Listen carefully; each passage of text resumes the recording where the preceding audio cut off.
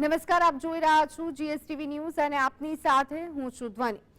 ગુજરાત દેશમાં સૌથી વધુ રોજગારી આપતા રાજ્ય પૈકીનું એક હોવાના દાવાની પોલ અંકલેશ્વરમાં હોટેલમાં રખાયેલા એક વોક ઇન ઇન્ટરવ્યુમાં ખુલ્લી પડી ગઈ છે। ગુજરાત જ નહીં પરંતુ દેશના મુખ્ય ઔદ્યોગિક હબમાં જેની ગણના થાય છે તેવા ભરૂચના અંકલેશ્વરમાં એક ખાનગી કંપનીએ 5 જગ્યા માટે વોક ઇન ઇન્ટરવ્યુની જાહેરાત કરી અને તેમાં 4050 અરજદારો તો ઉમટી પડ્યા। હવે આ વિડીયો વાયરલ થયા બાદ રાજકારણ ગરમાયું છે।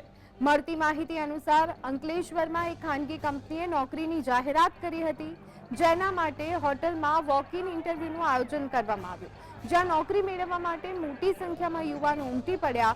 યુવાનોની ભીડ એટલી હદે વધી ગઈ કે તેને કાબુ કરવી જ મુશ્કેલ બની ગઈ હતી। ઇન્ટરવ્યુમાં યુવાનોએ ધક્કામુક્કી કરતા હોટલની સીડીની રેલિંગ તૂટતા યુવાનો નીચે પટકાયા હતા।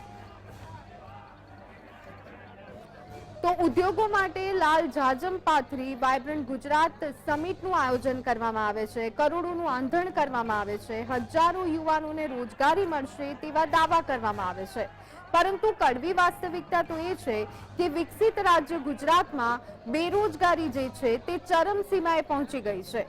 આજે પણ 2.49 લાખ શિક્ષિત યુવાઓ, જી હા, શિક્ષિત યુવાઓ અહીંયા નોકરી માટે ફાંફા મારતા જોવા મળી રહ્યા છે।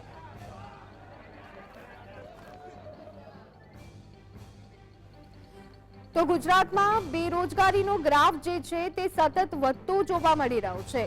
ગુજરાત સરકારે વિધાનસભામાં જે આંકડા રજૂ કર્યા છે તે જ આ બાબતને અહીંયા સ્પષ્ટ કરે છે। 29 જિલ્લામાં 2 લાખથી પણ વધારે શિક્ષિત બેરોજગાર છે, જ્યારે કે 10,000થી વધારે અશિક્ષિત બેરોજગાર નોંધાયા છે। રાજકોટ, ભાવનગર, મહીસાગર, પંચમહાલ અને આણંદમાં બેરોજગારીનું પ્રમાણ વધારે છે। દાહોદ, સુરેન્દ્રનગરમાં સૌથી વધુ શિક્ષિત બેરોજગારો છે। ખુદ રાજ્ય સરકાર એ વાતનો સ્વીકાર કરી રહી છે। તો આ સાથે છેલ્લા 2 વર્ષમાં ગુજરાતમાં માત્ર 32 શિક્ષિત યુવાઓને રોજગારી મળી છે। તો ગુજરાતમાં બેરોજગારીનો ગ્રાફ જે છે તે સતત વધતો જતો જોવા મળી રહ્યો છે। ગુજરાત સરકારે અમે નથી કહી રહ્યા, પરંતુ ગુજરાત સરકારે જે વિધાનસભામાં આંકડા રજૂ કર્યા છે એના પરથી આ સ્પષ્ટ થાય છે। 29 જિલ્લામાં 2 લાખથી વધારે શિક્ષિત બેરોજગારો છે અને 10,000થી વધારે અર્ધ શિક્ષિત બેરોજગારો છે।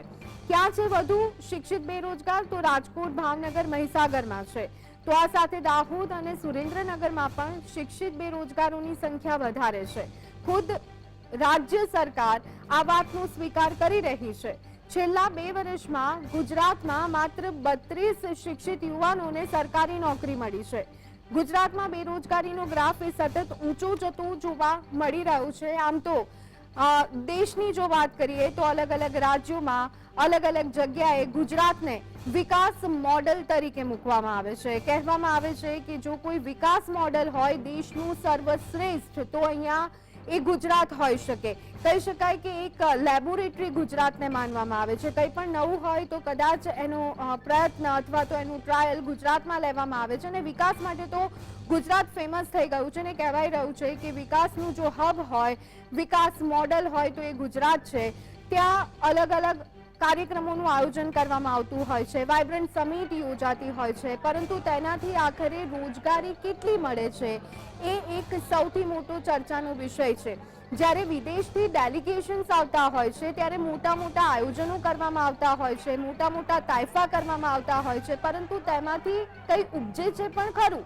એ MOU જે થતા હોય છે એ ખરેખર કામમાં આવતા હોય છે કે પછી માત્ર ને માત્ર તે કાગળ પર જ રહેતા હોય છે? MOU થાય ત્યારે આટલા કરોડના MOU થયા, આ સંદર્ભે MOU થયા, આ ડેલિગેશન સાથે MOU થયા, પરંતુ એનાથી જે રોજગારી છે તે કેટલી જનરેટ થાય છે? કારણ કે અનએમ્પ્લોયમેન્ટ રેશિયો છે એ તો સતત વધતો જતો જોવા મળી રહ્યો છે। ત્યારે આ બધી જ બાબતમાં ગુજરાત પણ એટલું જ આગળ જોવા મળી રહ્યું છે। ભલે ગુજરાતને આપણે વિકાસ મોડેલ કહેતા હોઈએ, પરંતુ હવે શબ્દમાં ફેરબદલ કરવી પડે। બેરોજગાર યુવાનો સાથેનું વિકાસ મોડેલ એટલે ગુજરાત। આ કહેવામાં કોઈ જ અતિશયોક્તિ નથી, કારણ કે આ વરવી વાસ્તવિકતા છે। આ અમે અમારા ઘરની વાત નથી કહી રહ્યા, પરંતુ ગુજરાત સરકારે વિધાનસભામાં જે આંકડા આપ્યા છે એના પરથી જ સ્પષ્ટ માલુમ થાય છે કે જે રીતનું અત્યારે હાલ પ્રમાણ બેરોજગારોનું જોવા મળી રહ્યું છે અને એનાથી પણ વધારે ચિંતા કરાવે તેવી વાત અને સાથે શરમ પણ કરાવે તેવી વાત કે શિક્ષિત બેરોજગારોની જે સંખ્યા છે તે વધી રહી છે।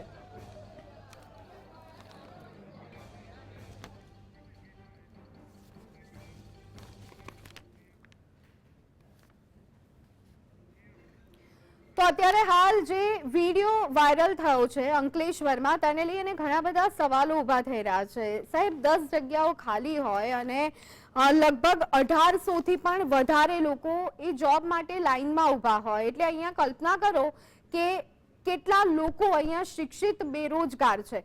અલગ અલગ રીતે સરકાર તરફથી તેનો બચાવ કરવામાં આવી રહ્યો છે પરંતુ એ જે લાઈન આગળ લાગી છે બધી જ વાસ્તવિકતા અહીંયા છતી કરી દે છે।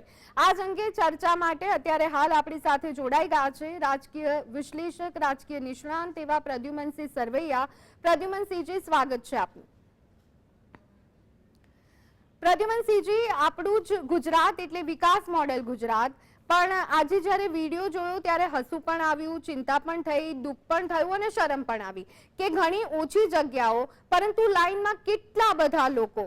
શું આ જ રીતે ગુજરાતનો વિકાસ થઈ રહ્યો છે કાં તો પછી હવે વિકાસ મોડેલ ગુજરાતની સાથે અશિક્ષિત અને શિક્ષિત બેરોજગાર ધરાવતું વિકાસ મોડેલ એટલે ગુજરાત આવું એડ કરવું પડે આપણે? જી, વિકાસનું મોડેલ તરીકે ઓળખાતું આપણું રાજ્ય અત્યારે કદાચ વિકાસની આડઅસર અનુભવી રહ્યું એવું લાગે છે। આપણે વિકાસની આડઅસર થઈ રહી છે અત્યારે ક્યાંક ને ક્યાંક સત્તાધારી જે લોકો છે એ રાજ્યની જરૂરિયાત, નાગરિકોની જરૂરિયાત સમજી શક્યા નથી। એટલે જે આપણે અંકલેશ્વરની વાત છે એ ખરેખર રાજકીય એંગલથી નહીં પણ હકીકતી ધરાતલ ઉપર જે પરિસ્થિતિ છે એ કેટલી ગંભીર છે એ રીતે વિચારવું જોઈએ। પરંતુ આપણે જોઈએ સત્તા સ્થાનેથી અંધેરી નગરી ને ગંડુ રાજા એવું આ અંકલેશ્વરની કંપનીએ રોજગાર માટેની જે જાહેરાત આપી છે એ સરકારને રોજગાર કચેરીને જાણ નથી કરી એટલે એને પણ નોટિસ આપવામાં આવશે એવી વાતો અત્યારે જે સરકારના જે કઈ અધિકારીઓ તરફથી થઈ રહી છે। એક બાજુ જવાબદારીમાંથી જો છટકી રહ્યા છે કે આ બેરોજગારીનું કારણ શું કે 8-10 સીટ માટે 1800 લોકો આવતા હોય અને પછી પાછો એમાં પણ ખુલાસો એવો કરવો કે અનુભવી લોકોને જ કીધું હતું પરંતુ બીજા બિન અનુભવી લોકો ત્યાં આવ્યા પણ એ બિન અનુભવી લોકો આ બેરોજગારી છે એટલે આવ્યા છે ત્યાં। એટલે પરિસ્થિતિને કે તમારી નબળાઈને સ્વીકારો એ આપણે નથી સ્વીકારતા। આપણે જોઈએ છીએ રાજ્યમાં હમણાં આપણે મેડમ કીધું એ રીતના તે લગભગ 2.5 લાખથી વધુ બેરોજગારો છે અને છેલ્લા ઘણા સમયથી એ આપણે જે આઉટસોર્સિંગના નામે દરેક સરકારના દરેક ડિપાર્ટમેન્ટમાં જે કોન્ટ્રાક્ટ પદ્ધતિથી જે દેશના રાજ્યના બેરોજગાર લોકોનું કે જે શિક્ષિત લોકોનું શોષણ થાય છે ઓછા પગારથી જેના લીધે લગભગ બધા ડિપાર્ટમેન્ટમાં આઉટસોર્સિંગથી કામ ચાલે છે। એવા અનેક જી બિલકુલ, મોટા ભાગની જગ્યાએ આપણે જોતા હોઈએ છીએ કે આઉટસોર્સિંગથી કામ ચાલતું હોય છે અને કદાચ આ પણ એક મુખ્ય કારણ કહી શકાય। આ સાથે જ આપણે એ પણ જોતા હોઈએ છીએ કે ન માત્ર અશિક્ષિત બેરોજગારોની સંખ્યા વધી છે, શિક્ષિત બેરોજગારોની સંખ્યા વધી છે, પરંતુ સાથે સાથે આપણે એ પણ જોઈ રહ્યા છીએ કે જે લોકો જોબ કરી રહ્યા છે તેમને પણ જોબ સેટિસ્ફેક્શન નથી મળતું। ફરી એક વખત પ્રદ્યુમનસિંહ સરવૈયા આપણી સાથે જોડાઈ ગયા છે। પ્રદ્યુમનજી, આપ આપની વાત પૂરી કરશો અને સાથે એક બાબત એ પણ જોવા મળે છે નોકરી નથી મળતી એ તો મોટો પ્રશ્ન છે પરંતુ જે લોકો જોબ કરી રહ્યા છે એમને પણ એટલું વેજીસ નથી મળતું તો સાથે તેઓ પણ સેટિસ્ફાઈડ જોવા નથી મળતા। જી, એક તો આઉટસોર્સિંગમાં માણસ મજબૂરીથી ત્યાં જોઈન થાય છે ઓછા પગારે છે। એક બાજુ આપણે શિક્ષણ પણ કેરિયર લક્ષી કારકિર્દી લક્ષી નથી એ બધા ઘણા બધા ફેરફારો છે એ પણ માંગે છે પરંતુ આઉટસોર્સિંગમાં જોઈએ છીએ 10 વર્ષ સુધી એને ડ્યુટી બજાવી હોય ઓછા પગારે ત્યાર પછી જો ત્યાં ભરતી થઈ હોય તો ત્યાર પછી પણ એને છૂટો કરવામાં આવે છે. એટલે એને તો પછી ઉંમર પણ વધી જાય છે, એટલે ના ઘરનો ને ઘાટનો એવી એની પરિસ્થિતિ આવે છે, જેના લીધે દેશમાં આપણે રાજ્યમાં ઘણી વખત પૂરેપૂરા પરિવારો આત્મહત્યાઓ સુધીના પગલા ભરતા આપણે જોઈએ છીએ, જે આપણે સાંભળી પણ નથી શકતા. એટલે એ ખરેખર વિષય વિચારવા જેવો છે. અને એક જ સરકાર, એક જ વ્યવસ્થા 28 વર્ષથી 30 વર્ષથી હોય અને ત્યારે પણ જો તમે દેશનો આવો રાજ્યનો જે જરૂરી વિષય છે એ બાબત ગંભીરતાથી તમે સોલ્વ ન કરી શક્યા હો, અને માત્ર વિકાસ કોને કહો, હજી વિકાસ બાબત સમજાતી નથી. માત્ર રોડ રસ્તા એ પણ કેટલા ઊંચા ભાવના ટોલ નાકા ભરીએ, વીજળી એ પણ ઊંચા ભાવની, ને પાણીની વ્યવસ્થા કે જે પાણી એક અમુક સારી વસ્તુ છે પણ એમાં લગભગ બધે જ ઊંચા દર છે, મોંઘવારી છે. એક બાજુ સરકારનું કલેક્શન, જીએસટી કલેક્શન વધ્યું છે, સરકાર દંડ લેવામાં સૌથી પાવડતું છે, પરંતુ 2.5 લાખથી વધુ બેરોજગાર લોકો, કેટલા વેપારો, એમએસએમઈ જે છે, નાના ઉદ્યોગો, લઘુ ઉદ્યોગોની હાલત બદતર, અને વિદેશી કંપનીઓ જે બેફામ એને બધા સગવડો આપવાની, ઉદ્યોગપતિઓને પાણીના મૂલે જમીનો આપવાની, અને ખેડૂતોના આવક ડબલ ને બદલે ખર્ચ ડબલ થતા હોય, ત્યાં હવે રાજ્ય ક્યાં જઈ રહ્યું છે એ જ મોટો પ્રશ્ન છે. હાજી जी बिल्कुल, અત્યારે हाल આપણી સાથે राष्ट्रीय यूथ लीडर अनुपम जी जोड़ाया છે. अनुपम जी, आपका स्वागत है. आज एक वीडियो वायरल हो रहा है, बहुत काफी वायरल हो रहा है. अंकलेश्वर में एक जॉब के लिए वैकेंसी थी, काफी कम कैंडिडेट्स के लिए वैकेंसी थी, लेकिन जो इंटरव्यू के लिए लोग आए वो काफी तादाद में आए. इसका हम क्या मतलब निकाल सकते हैं? देखिए, इसका स्पष्ट मतलब है कि देश में बेरोजगारी बहुत ज्यादा है. जो बात हम हमारे आंदोलन में लगातार पिछले 4-5 सालों से कह रहे हैं, और ये बिल्कुल अभी कोई ये नया फिनोमेना नहीं है. पिछले कई वर्षों से हमारे देश में बेरोजगारी एक राष्ट्रीय आपदा का रूप ले, इसमें कोई इफेंट बट और कोई कंफ्यूजन होना नहीं चाहिए. इसलिए नहीं होना चाहिए क्योंकि इसके पर्याप्त आंकड़े हैं, सरकार की अपनी एजेंसी के आंकड़े और प्राइवेट क्रेडिबल एजेंसीज के आंकड़े, मतलब एनएसएसओ का हो चाहे सीएमआई का.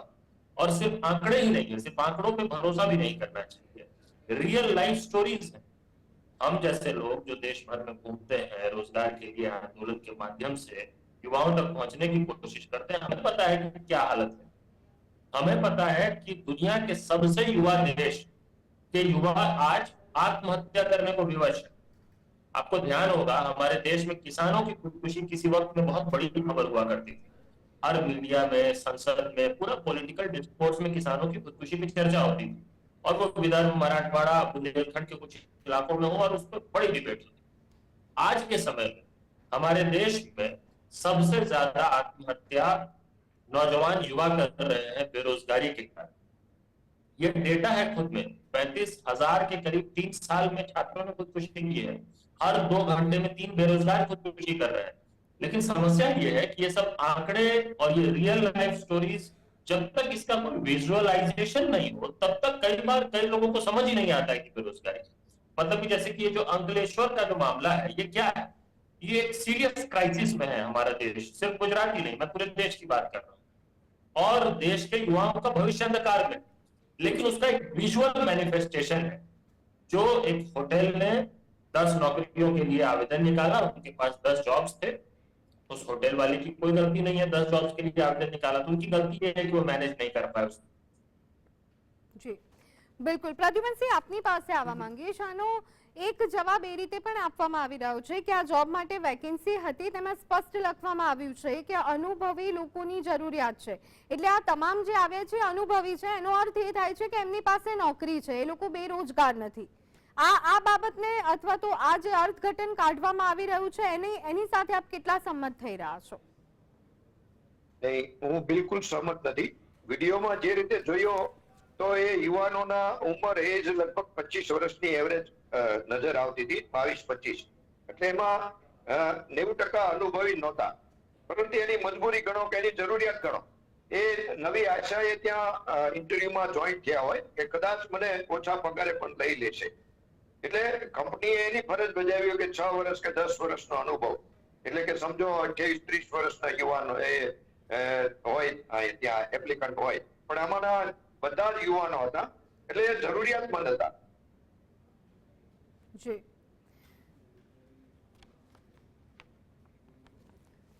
જી પ્રદ્યુમનસિંહજી, આપની પાસે ફરી एक वक्त आवीशू.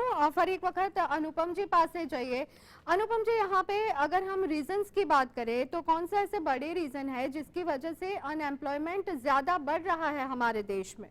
काफी टाइम से हम ये चीज देख रहे हैं कि बातें तो विकास की होती है लेकिन अनएम्प्लॉयमेंट दिन ब दिन बढ़ता ही जा रहा है. देखिए, अगर ये अनएम्प्लॉयमेंट के पूरे क्राइसिस को अगर सही ढंग से हम समझना, तो सबसे पहले ये समझना चाहिए कि हमारे देश में जो जॉब मार्केट वो किस तरह से वो बड़ा डाइवर्स इस रूप में है कि लगभग 92 से 93% हमारे देश की जो अर्थव्यवस्था है वो इनफॉर्मल इकोनॉमी है, मतलब असंगठित क्षेत्र में रोजगार है 92 से 93%. जो बाकी 7-8% बचे, उस 7-8% में 3-4% प्राइवेट सेक्टर में और 3-4% पब्लिक सेक्टर में, मतलब सरकारी नौकरी. तो इसका मतलब आप समझिए सबसे बड़ा चंक असंगठित क्षेत्र में रोजगार का रहा है हमारे देश. उसमें सबसे पहली और सबसे बड़ी मार पड़ी जब नोटबंदी हुआ था, और नोटबंदी के बाद जब जीएसटी का जो पूरा इम्प्लीमेंटेशन था वो जिस तरह फ्लॉड ढंग से हुआ, उसका एक असर पड़ा कई छोटे मध्यम लघु उद्योगों के ऊपर. और फिर दुर्भाग्यवश हम लोग कोरोना के काल में आ गए, उसमें इस तरह का स्ट्रिक्ट लॉकडाउन लगाया गया, उसकी भी सबसे पहली और सबसे बड़ी मार जो पड़ी वो असंगठित क्षेत्र के रोजगार में पड़ी. लेकिन उसका फिर चेन रिएक्शन होता है इकोनॉमी में. आप पूरे 92% इनफॉर्मल इकोनॉमी पे भी अगर अटैक होगा तो अल्टीमेटली उसका बाकी सेक्टर्स पे भी असर दिखना शुरू होगा. हम लोगों को ये लगता था कि बाकी जो भी हो, यह जो सरकार है ये कम से कम प्राइवेट जॉब्स जनरेट कर लेगी. एक समय में लगता था, क्योंकि उनका पूरा आइडिया ऑफ डेवलपमेंट उस तरह का रहा है कि प्राइवेट एंटरप्राइजेस को बढ़ावा देना है, पब्लिक सेक्टर को भी प्राइवेटाइज कर देना है, तो कम से कम प्राइवेट सेक्टर में तो जॉब्स होंगे. लेकिन अनफॉर्चुनेटली हुआ क्या है, पिछले कुछ वर्षों में प्राइवेट सेक्टर में भी जॉब्स जनरेट कम हुए हैं और लेऑफ्स ज्यादा हुए. नौकरियों से निकाला गया है, जो नौकरी में है वो बहुत ज्यादा प्रेशर में काम कर रहे हैं. जो इंप्लॉयड भी हैं वो अंडर एम्प्लॉयड, उनको सैलरी कम मिल रही है, इंक्रीमेंट कम मिल रहा है, उनका ग्रोथ कम. जी इसको 3-4% पब्लिक सेक्टर जॉब्स है, गवर्नमेंट सेक्टर जॉब्स, उसमें कोई दिक्कत नहीं होनी चाहिए किसी भी राज्य सरकार को या केंद्र सरकार को. उसके लिए कोई कानून बनाने की जरूरत नहीं. तो उसके लिए विभागवार विज्ञापन जारी करके समयबद्ध ढंग से नियुक्ति करनी थी. वो भी हमारे देश में न केंद्र सरकार ने न ही राज्य सरकार, और चाहे किसी भी पार्टी की सरकार, किसी ने उस काम को सबसे आसान को भी ढंग से नहीं किया है. इस कारण से आज बेरोजगारी इतनी ज्यादा है. उसको मिटाना है तो इसको एड्रेस करना पड़ेगा. જી બિલકુલ. પ્રદ્યુમનસિંહ, આપ આપની વાત કરી રહ્યા હતા કે એક તો જે અર્થઘટન કાઢવામાં આવ્યું છે આ વિડીયોનું સત્તાધારી પક્ષ તરફથી, એના પર આપની ટિપ્પણી, અને સાથે જ આપણે એ પણ જોઈ રહ્યા છીએ કે નોકરીને લઈને તો પ્રશ્ન છે, પરંતુ આવકની અસમાનતા પણ દિવસે અને દિવસે એટલી જ વધી રહી છે. તો આ બે બાબતનું સંકલન પણ અહીંયા એટલું જ કરવું જરૂરી રહે છે. જી, એ ઇન્ટરવ્યુમાં આવેલા લોકો ભલે અનુભવી વધારે નહોતા, એ ફ્રેશ જ હશે, પરંતુ એની પણ એ મજબૂરી હતી, એટલે જ એને અહીંયા આવવું પડ્યું છે. અને આટલી ઓછી સીટમાં ગીર્દી, એટલે એ ઘણું બધું કહી જાય છે સત્તા સ્થાનેથી જે આપણી નબળાઈઓ છે. ભાઈએ વાત કરી નોટબંધી અને જીએસટી નું જે નવું સ્ટ્રક્ચર, એ પણ ત્યાર પછી જે ઇન્ડસ્ટ્રીઝમાં નાના ઉદ્યોગોને જે તકલીફો ઊભી થઈ, એને પછી રિકન્સ્ટ્રક્ટ કરવાનો એ સરકારી પોલિસી બી કોઈ જાતનો સપોર્ટ નહોતો, જેના લીધે નિત્ય છેલ્લા 8-10 વર્ષમાં જે ઉદ્યોગો પર અસર થઈ છે, એના લીધે લાંબા ગાળાની આ બેરોજગારી અને આર્થિક અસમાનતા વધારે ને વધારે ઊંડી ખાઈની જેમ આગળ વધી છે, જેના લીધે દેશ અત્યારે જોઈએ તો વહીવટી કુશળતાની ખામીને લીધે ઘણા બધા આર્થિક તકલીફોમાંથી પસાર થઈ રહ્યું છે. એના લીધે આજે જોઈએ તો સરકાર માત્ર એમ માને છે કે મફત શિક્ષણ અને અમુક બાબતોમાં સબસિડી લાભ આપવાને જ વિકાસ કહેવાય, પરંતુ બીજી બાજુ જયારે મફત અનાજ આપે છે અને સબસિડી આપે છે, એને જે વિકાસ માનતું એવું લાગે છે. જ્યારે મૂળભૂત જરૂરિયાત છે, શિક્ષણ છે, તબીબી સારવાર છે, ન્યાય છે, બીજી એવી અનેક છે બાબતો, એ મોંઘું થયું છે એટલે લોકોને પોતાનું જીવન નિર્વાહ ચલાવવો અઘરો થઈ ગયો છે. એટલે આ બે ધારી નીતિ ક્યાંક ને ક્યાંક પ્રજાની તકલીફોમાં વધારો કરી રહ્યો છે અને કથની અને કરણીમાં વિકાસની બાબતમાં ઘણી જ રીતે હજી દૂર હોય એવું સરકાર ઘણી બધી દૂર છે એવું દેખાઈ રહ્યું છે. जी बिल्कुल। अनुपम जी, आपके पास आना चाहेंगे। सरकार ये कहती रहती है कि हमने काफी लोगों को गरीबी रेखा से बाहर निकाला है, तो ये कैसे पॉसिबल हो सकता है? अगर आप एम्प्लॉयमेंट जनरेट करने में सक्सेसफुल नहीं होते हो तो आखिर लोगों को ऐसे बाहर निकालने में कैसे सफलताएं मिलती है? बिल्कुल वाजिब सवाल है आपका।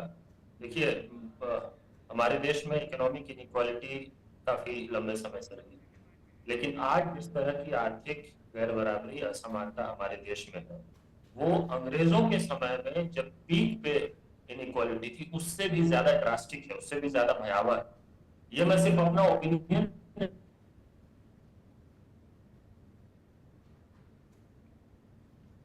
इस तरह की इक्वालिटी, कितना ज्यादा संसाधन और कितनी ज्यादा देश की संपत्ति इतने चंद लोगों के कब्जे में है और देश की बड़ी आबादी जो है वो गुजारा कर रही है किसी तरीके से, तो देश में बेरोजगारी बढ़ रही है। देखिए, गरीबी तो बढ़ रही है हमारे देश में। गरीबी में तो पॉवर्टी इंडेक्स में हमने नाइजीरिया को पछाड़ दिया है। ये तो ये सब तो रिपोर्ट है, मीडिया रिपोर्ट्स नहीं, इसको चेक करना चाहिए जितने लोग इस कार्यक्रम को सुन रहे हैं। तो हम बेरोजगारी में नीचे जा रहे हैं, भूखमरी में नीचे जा रहे हैं, गरीबी में नीचे जा रहे हैं, लेकिन देश में 2-3 लोग हैं जो अमीरी के रिकॉर्ड तोड़ रहे हैं। वो कभी एशिया के सबसे अमीर व्यक्ति बन जाते हैं, कभी देश में अमीरी की रिकॉर्ड तोड़ते हैं। वो जब कोई कार्यक्रम करते हैं तो वो लगता है कि दुनिया का सबसे भव्य कार्यक्रम हो रहा होता है। तो एक बहुत बड़ी खाई बन रही है हमारे देश में और इस खाई को दूर किया ही नहीं जा सकता जब तक कि हम अपने देश के आम नागरिकों को रोजगार के अवसर न दें, शिक्षा, कौशल, रोजगार न दें। हमारे पास एक डेमोग्राफिक डिविडेंड है। फॉर्चुनेटली हम उन देशों में हैं जहां पे वर्किंग एज पॉपुलेशन बहुत बड़ा है, जो डायरेक्ट कंट्रीब्यूट कर सकता है अर्थव्यवस्था में, हमारी प्रगति में। लेकिन अगर हम उस वर्किंग एज पॉपुलेशन को, अपने देश के युवाओं को शिक्षा, कौशल, रोजगार दे ही नहीं पाएंगे तो डेमोग्राफिक डिविडेंड तो डेमोग्राफिक डिजास्टर बन जाएगा और वो बनता हुआ दिख रहा है। या अंकलेश्वर का वीडियो उसका एक एग्जाम्पल है। आपने देखा होगा कई सरकारी नौकरियों की भर्ती में, आप रेलवे भर्ती का मामला देखिए, जब आंदोलन हुआ पूरे देश में तो किस स्केल का आंदोलन हुआ। जब अग्निपथ सेना भर्ती के खिलाफ हुआ तो वो ये नहीं था कि सिर्फ सेना भर्ती के लिए आंदोलन था, वो माध्यम था। युवाओं का जो असंतोष था उसको निकलने का वो माध्यम था। तो देश में स्थिति बहुत खराब है, चिंताजनक है। अभी भी मैं ये दरख्वास्त करूंगा अपने देश के पॉलिसी मेकर से कि वो इस क्राइसिस को कम से कम एक्नॉलेज करें, क्योंकि किसी भी समस्या का समाधान तब तक नहीं निकाला जा सकता जब तक ये कोई मानेगा ही नहीं कि समस्या है। अगर हम कहते रहेंगे कि हम बहुत अच्छा कर रहे हैं, अच्छे दिन आ गए, विश्व गुरु बन गए, एकदम अमृत काल में हैं हम लोग, तो फिर तो आप घर के सामने जल जमाव है, पानी जमा हुआ है, आप उस पर डल झील का बोर्ड लगा दीजिए, वही बात हो गई। फिर आप उस जल जमाव को हटाएंगे भी नहीं, खुद रहेंगे कि बहुत बढ़िया हो गया, हमारे घर के सामने जो है डल झील आ गया है। तो वो हालत हो गई है, स्थिति खराब है, प्रचार कुछ और हो रहा है। इसको ठीक करने की बहुत अर्जेंटली जरूरत है। मैं किसी पार्टी, किसी सरकार का नाम नहीं लेना चाहता, लेकिन मैं सारे पॉलिसी मेकर्स और पॉलिटिकल एस्टैब्लिशमेंट से रिक्वेस्ट करूंगा, ये इस वक्त हमारे देश का सबसे बड़ा क्राइसिस है अनएम्प्लॉयमेंट। इसको अगर आप एड्रेस आज नहीं करते हैं तो with every passing day scenario जो है और खराब होता चला जाएगा और नियंत्रण से बाहर होता चला जाएगा और आपको उसको संभालने की क्षमता नहीं बचेगी। जी बिल्कुल। પ્રદ્યુમન સિંહજી, આપની પાસે આવવા માંગીશું। ગુજરાતમાં જે વાઇબ્રન્ટ સમિટ કરવામાં આવતા હોય છે, કરોડોના એમઓયુઝ થતા હોય છે, લાલ જાજમ પાથરવામાં આવતી હોય છે, તો આપણે હવે માની લેવું જોઈએ કે એનો કોઈ જ અહીંયા ફાયદો નથી।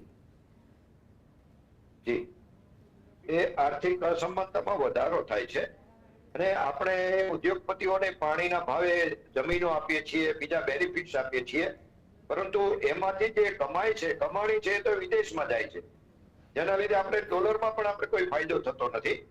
એટલે સરવાળે તો આપણે વિચારવું જોઈએ કે આપણા વડાપ્રધાન શ્રી વિદેશમાં જાય છે તો એમને માટે ત્યાં લાલ જાજમ પાથરવામાં આવે છે, તો એ પણ શંકાના દાયરામાં છે। શું કામ લાલ જાજમ પાથરે છે, શું કામ એટલું બધું આપણે માન સન્માન આપે છે? જો આપણી પાસેથી કદાચ આ માન સન્માન આપીને લઈ લેતા છે વધારે આપવાને બદલે, એટલે એ આપણી નીતિને એમાં પણ વિચારવા જેવું કરવું। બાકી જોઈએ તો જે ગુજરાત મોડેલ સ્ટેટ તરીકે ઓળખાતું રાજ્ય કુપોષણમાં ત્રીજા સ્થાને છે, જ્યાં 6 લાખથી વધુ તો બાળકો કુપોષણથી પીડાય છે, બીજા 4.5 લાખ તો સૌથી ઓછા વજનવાળા છે અને 1.5 લાખ તો ગંભીર પરિસ્થિતિમાં વજન છે. એ ટાઈપની જે આપણું મોડેલ સ્ટેટ છે એમાં હોય તો પછી અન્ય રાજ્યોમાં શું હોય છે? બેરોજગારીની વાત કરીએ તો આપણે ગુજરાતમાં ભલે ઓછી છે બેરોજગારી, 2% છે, 2.5%, પરંતુ જ્યાં 10 વર્ષની શાસન છે ત્યાં એ જ આપણા માનનીય વડાપ્રધાનશ્રીનું શાસન આપણા દેશમાં છે, જેવા એમના અંદરમાં આવતા હરિયાણામાં 37% છે અને રાજસ્થાનમાં 28% બેરોજગારી છે અને જમ્મુ કાશ્મીરમાં 15% બેરોજગારી છે. એટલે વિકાસ ક્યાં છે, ક્યાં પહોંચ્યો છે એ કહેવું વધારે મુશ્કેલ છે. અને તમે આપણે રાજા રજવાડાની વાત કરતા, પણ અત્યારે આર્થિક અસમાનતા એ સ્ટેજ ઉપર પહોંચી છે કે સમાજ અલગ અલગ વિચારધારાથી વહેંચાઈ રહ્યો છે, ક્યાંક ભટકી રહ્યો છે અને એના પરિણામો આવનારા સમયમાં દેશને ખૂબ જ ખરાબ પરિસ્થિતિ આવે તો પણ ના થાય એવું નજર આવી રહ્યું છે.